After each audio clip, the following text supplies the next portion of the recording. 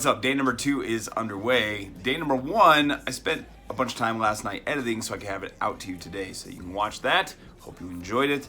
Day number 2 is now here. I woke up way too early for how late I stayed up. Really wish I would have slept better, but whatever. My body's used to getting up early for work and it just did it. So let's head downstairs and get some breakfast. We're gonna go to the Clapelia, which I think is French for little flat pancake. After breakfast, we're gonna go do some jiu-jitsu with Rob, which I'm very excited about. Get a little battle in. Hopefully that goes well. He's a blue belt, I'm a white belt. It's going down, but not gonna be easy for me. Probably gonna be getting choked out a few times, but we're gonna fight hard. We'll see what happens. And the challenger steps into the ring. Kasalik is definitely an underdog here. Rob, the defending champ in the blue belt. Feeling good. Our champ is almost certainly going to win, but there are a few who have been dumb enough to put some money on the white belt. Oh, look at this. Money. Off to a pretty even start here. The white belt potentially delivering, showing top position, and moving in. This could be quite positive. The fans are going nuts. There's not many fans, but they are going nuts. The champ, is he struggling? Has he spent a lot of time? Oh, a little bit of a slip. Oh, they're up to... Oh, dear. Oh, no. Things are going not so great all of a sudden. The champion to the back, and the challenger is beginning to worry. The challenger, now looking like a feeble fetus, rolled up and unable to defend itself. Just trying to breathe and not die. Ends up reversing the position. He's back onto the top. Things going quite well once again. This could be the moment where he... oh dear, oh, what is this? Oh, and he's in a triangle. This is quite problematic. The champion now moving in for the final kill, and it's cinched. And now we see some white belt flailing as he attempts to breathe and live. Unfortunately, it will not last. All right, well, we got humbled this morning at jiu-jitsu, as we expected. Rob definitely whooped up on me a little bit, but it was fun. Good time, and I got to learn some cool things. He has some different elements to his game than I'm not used to. Then got some lunch, and then this $11 coffee. Now, I know what you're thinking. This coffee must come with like free full-day parking or a room upgrade or something for $11, right? No, it's just a coffee because we are in adult Disneyland. I'm gonna start on some PLO, and then we'll probably move to the Hold'em a little later in the day. But we've got, we got a lot of poker in front of us. Might even fire one of the dailies. I think I'll probably do that tomorrow, not today. But I think I might fire the daily tomorrow. Sounds like they start around 4. And then I just don't want to be up all night with how early I got up this morning. I was up about 5:30. So let's get in there, play some PLO, and feel out the day. We'll see what happens. PLO. At the World Series, I'm excited. We're playing 1-2-5 here. So this game is a $500 buy-in. I brought $1,000. They made me take $500 off the table to get started. And we end up getting a few good hands to start, stack up some chips, and end up with about a $700 stack. So we've got some profit. We now get to a double board bomb pot with this one, where we've got ace of hearts, 9 of hearts, 7 of clubs, 10 of clubs. On the top board, we have a flush draw. On the bottom board, we have the nut flush draw. And in this case, an opponent leads out for pot. I have a lot of equity. There's a king on both boards, so I think there's a decent chance that he can be playing, King X, maybe have, 2 pair combos or top pair on both boards or something like that. So I feel like I can continue here, and, he might have a hand stronger. He might have a set. He might be playing just one of the boards. Not really sure where he's at. He could also have a draw. So these double boards, it's hard to really narrow it in. But if you're going to bet, especially earlier position, I'm going to guess that he has something like some king connection and maybe a draw to go with it on one of the boards. So for that reason, I'm going to go ahead and make the call on this first bet that he makes. Folds around, everybody else folds, and it comes now to the turn. On the turn, we make a flush on the top board, and we add an open-ended straight draw on the bottom. So now I have a lot of equity, and I have the flush. He decides he's going to pot it again, and it doesn't take him long to make that decision. So I think his hand is very clearly strong here. I ended up talking this hand through later with Jess, and Jess said, "Sean, you fantastic idiot. What are you thinking? This was a gigantic mistake, you moron."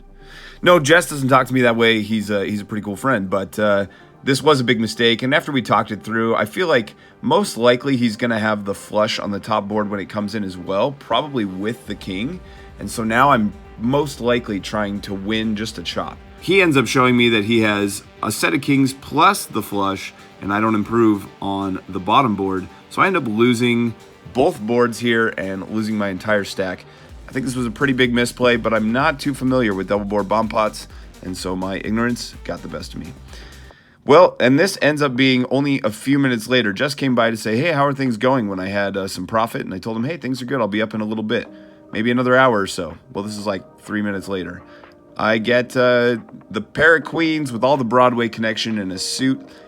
I end up raising. There's 2 callers, and now the button, who is, I think, fairly capable, makes a squeeze, or what appears to be a possible just squeeze play where he has position, and if he has like a reasonable hand, I think he can go for it. I decide that since I have the ace blocker, plus the queen, plus the suit, plus all the Broadway connection, I'm just going to pot it, and he puts me all in for the last remaining $70 or whatever it is. I make the call. This is not great, and I talked with a friend of mine later who plays a ton of PLO, and he said this was not a strong enough hand for me to do it. If it's not double suited, he probably would not go for that 4-bet. So I overplayed my hand here.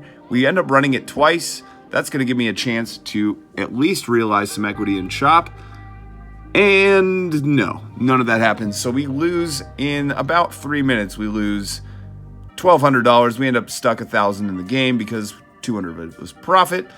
But that's a bad 5 minutes and a couple of mistakes. You know, if you're losing to variance, that's one thing. But when I talked these through with the guys that I trust with these hands and found out that I'm just punting off money, it's pretty discouraging. After this hand, I decided to go grab some dinner with Jess. That was excellent. And then I'm going to make my way in for an evening session at the Horseshoe. Now, I was playing at the Paris. Games were a little bit snug, like not a whole lot of action. So I decided, let me check out this Horseshoe. I haven't played it before. Sitting down at the Horseshoe, I go really card dead. I win 2 very small pots at the beginning. One on a little bluff and one where I actually had some value. And then I just sit there and save my $50 in profit for 2 hours while I fold, waiting for another real hand. A lot of chips are flying around, so it's a good table to be at. When I get dealt pocket queens, I raise a 20. The small blind calls, and we go to a flop of 2, 4, 5. I bet 20 again, and he makes the call again. We go to the turn, which is another 4. Now on the turn, I just don't think he's going to have a whole lot. I want him to continue with something like 6, 7 if he has it. I want all his pocket pairs in there. I want, if he's holding an ace and he has the gut shot, I want him in there. So I go ahead and bet $45 to see if I can get some value, see if I can string him along for another street. Now he surprises me by 3xing the bet and going to 135. Oh boy, did we step in something? I don't think so. I don't think there's going to be a ton. I mean, it's possible that, yeah, he has the full house right now where he's just absolutely destroying me. But why would he not check raise the flop? All those hands that the only thing he's really going to be doing this with here is he's either slow played it, which is dangerous. You usually want to be check raising so that the money keeps going in. If you just check call and then it goes check check on the turn and check fold from your opponent, you get no money out of your set. So most people are going to raise that set on the flop. Anyway, the 4 is really the only thing I have to worry about, and I just don't think there's going to be a ton of 4s that have called out of the small blind. So I'm going to go ahead and make the call. We're going to see what happens. We now go to the river. The river is a 6. It's not great, and now he bets 210. So I have to ask myself, like, he's representing that he made his hand on the turn. So what did he have? Like, did he have ace 3 and he slow played it? Did he have a set that he slow played? Did he just hit a 4? I'd say that's most likely that he hit a 4, or he has something like an overpair that he's feeling really good about. When he bets the 210, gets a little bit harder. I think this is going to look more like the 6, 7s or some of the stuff that's open-ended, turning into a bluff. I think it's going to be a 4 once in a while. I also think he can possibly do this. He had been fairly active, had lost his stack. I'd seen him rebuy already and stuff, so he'd been making some interesting plays, got caught bluffing earlier. For those reasons, it felt close. I felt like I should probably fold.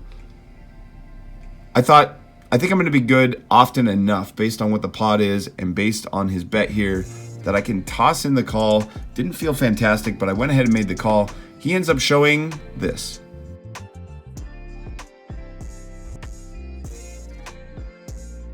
All right, well, that's going to wrap up day number 2, but day number 3 I'm looking forward to, and I want to hear your opinion on what I should do on day number 4. So day number 3, I'm planning to play a daily tournament, and then I'm going to get some more cash, but I'm going to try to move into the later hours of the night. But leave me a comment down below. Do you want to see more tournament action, more cash action?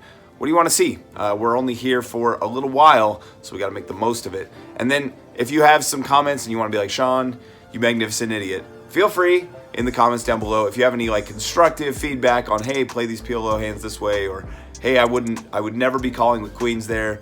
Yeah, let me know. I want to hear from you. All right, hope you're well. Talk to you next time. Hey, thanks for hanging out with me today. If you enjoyed this and you're up for helping the channel out, like it and sub it below. I'll see you for the next one.